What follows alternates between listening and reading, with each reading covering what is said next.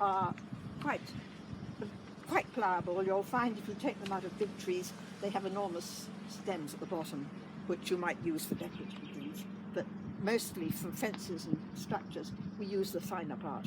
And be careful you don't kill yourself, because they often go out dead trees, and you might pull the tree down on top of yourself. So I always worry that people are going to go pull trees down. But they're around, true, and if you find them in one place, you'll probably find lots. But they're about here too. So those are grapevines. Then there's stuff like Virginia creeper and Boston ivy, which you can also use. It's not as good. It's softer, but anything that works, I say. People say, can I use whatever? Of course you can use it. It's just a question of how good it is, or how easy it is to get, or how pliable it is, and how easy. So you can find anything. And once you find a source, like a source of wild willow, it's renewable. You can go back every year and get some more. And the same with grapevines. You know, there's your little stuff growing. You're not killing it by cutting it down. You're just doing a pruning job, and it'll all be back next year, maybe bigger and better than before.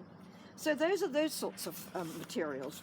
And we use, those are most sort of materials we use for anybody got any queen interrupting.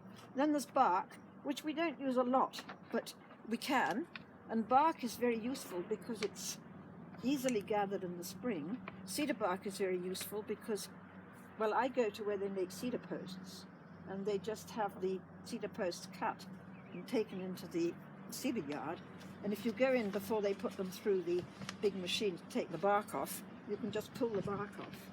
And again, you're using something that's going to be destroyed anyway, or it's going to be made into mulch. So it's a very good idea to find somewhere that's doing cedar posts. The only thing is that after about July, the sap stops coming up and the bark won't lift very easily off the tree. But this year, of course, it's so wet, it'll probably go on being very easy for ages. Depends so much on what's happening up here, and we're dry.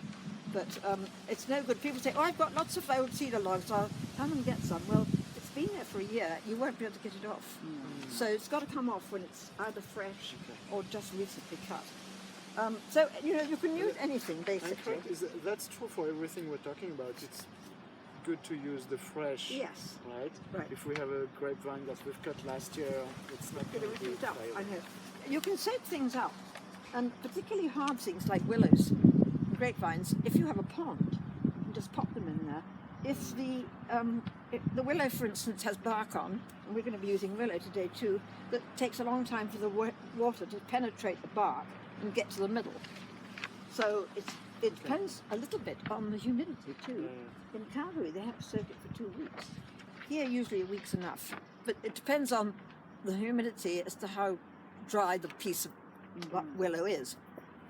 But willow has to be soaked, or willow can be used fresh. And you can use it, you'll find again with willow in the spring, it's new growth is too new. The best time to collect willow is in the fall.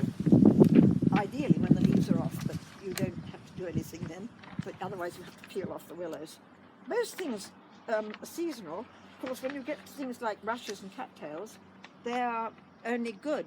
A rush and a cattail grows up every spring and gets to its best by the end of July, and then it starts to deteriorate. So August is the best time to collect those sorts of rushes and cattails, which we don't use a lot for fencing. We can, but it's used more for other things. But it's very available, it's everywhere. And of course, it's regenerative too. So you're not killing anything by taking it off. So others, what have we got in the thing of others now? Well, we talked about barks. What haven't we talked about here? I think most of these things, this also applies to basketry, of course, too. Storing stuff, if you collect cedar bark, for instance, it's much easier if you roll it up. If you keep things in long, straight things, it's much more difficult to soak them up.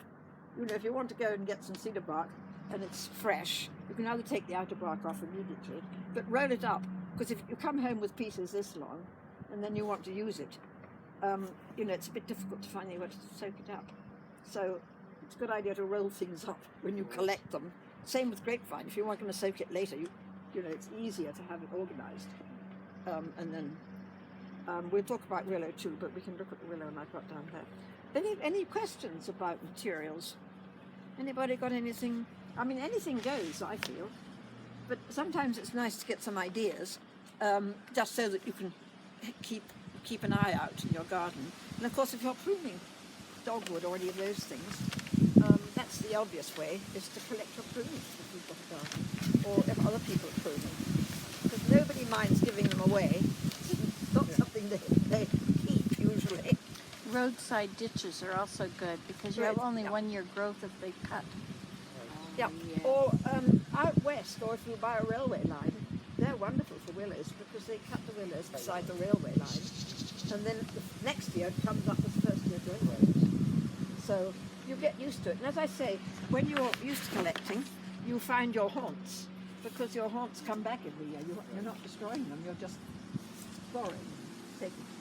So, any other questions about materials? You said the cattails. When to pick those? July? Well, usually about the end of July. You want to get them when they're at their best, Yes. and before they start to dry off at the top. And you'll notice, now this year of course it's very wet, but cattails grow more in ditches and things, Yes. and so they do get dried up. Yeah. And usually by the end of July, beginning of August, quite often the ditches are dry, so that they're getting a bit dried up. Anything like grasses or cattails, you want to get them when they're at their best, Yeah. because then they start to deteriorate. And then when they start to deteriorate, they're not as good as they were before they deteriorated. That makes sense, really. But it doesn't always work that way, because sometimes, you don't get them, or you forget about it, or you wait. You can go on getting rushes until the fall, but they get black spots on them and they deteriorate. They're not as good. Black spots. Yeah. Well, So you want, but you don't want them green. You want them. Oh yes, you collect them. When you collect collect them anything green. like cattails or rushes, you want to take a big bath towel or a piece of plastic, because if you bend a fresh rush, it has a crack, and then you stick it straight again. But when you start using it for a chair or anything, it breaks where it cracked. So if you go collecting anything green, keep it straight. Keep it flat. Don't let it bend. Yeah. Okay. And you just have to remember that when you go to wherever you collect them, take something with you, lie them out, roll them up in whatever it is, take them home rolled out, and then you dry them out in the sun. And then once they're dried, or you can put them under your bed, they aren't fussy, they have to be dried out. And then before you use them, you just soak them up the night before. You don't soak them, you wet them, wrap them back up in a towel or something, an old blank sheet or something, and they'll all be nice and moist the next day. You don't need Just to soak. rushes. Just rough What we call it mellowing. It's rather sweet, really.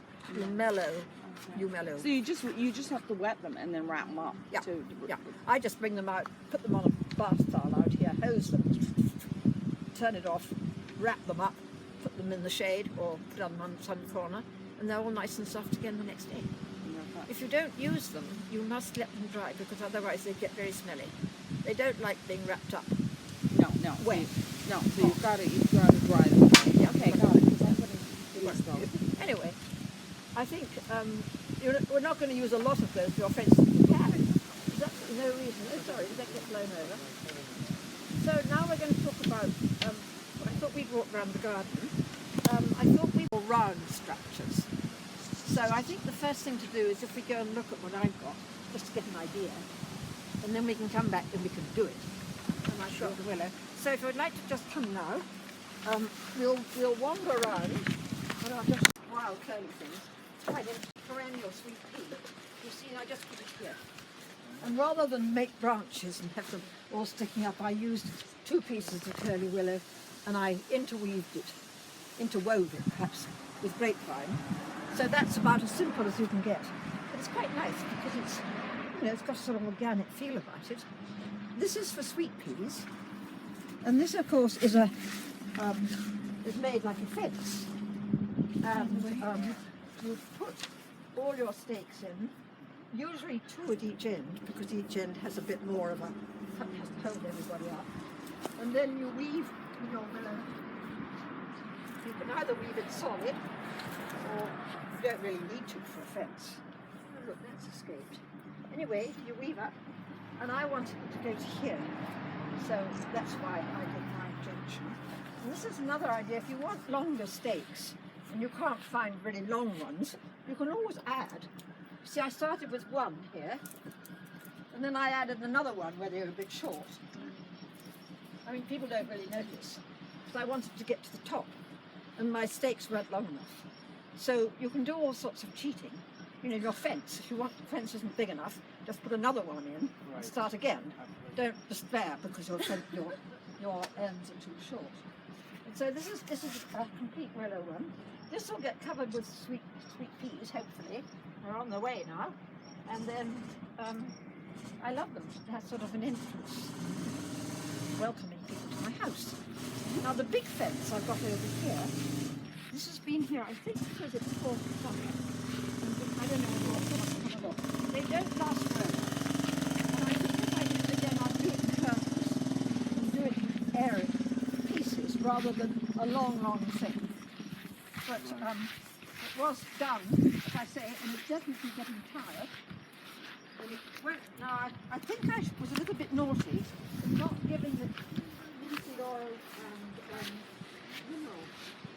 it's got quite frail now. But I wanted it to have a sort of slope. This has got a little bit of slope on it. So it just went along the line. And again, you can see, you can do things like making crisscross if you want to. Make it a bit more interesting. So these are the uprights. So Yes. You weave them Yes. into each other. You end up with a stick. Yeah. Yeah. So you just take one and bend it over, another one, another one. They are, as you can see, it's all getting rather sad and tired. But I like the sort of wiggle. If you make a fence, you put a fence around your garden, it's sort of fun to make it curl. But in a way, it would be easier if I'd made this in hurdles. In England, they make hurdles. But you wouldn't get the curl. Anyway, I don't know how long this is. What did you use? I saw you used some vertical posts and then you used a rebound. Well, I've had the wind blows this way, which is a bit unkind. So we've had to So some of these were here at the beginning. You added rebar to... No, I didn't add it. Oh. That was only put in afterwards. Yeah. It got a bit delicate. I think if I did it again, I'd get some strong man and put really strong posts in. Yes. Yeah. And then make the... I wasn't very strong. I wasn't very strong. It's We very, did get that one in, that tall angle iron. That I did think get in you well. really need a very strong thing because the wind blows this way. That's the reason. I wouldn't recognize them. Oh, I'll show you. Okay. This is the curly one now. Yeah.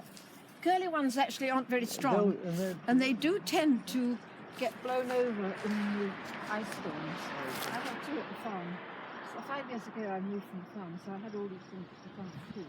But curly willows are quite nice, but it depends what you're using it for. White oak was getting much too big. They never should have planted it here. So we made the curl, but there you are as an excuse, see? If the postman keeps running through your fence, just put a little barricade up.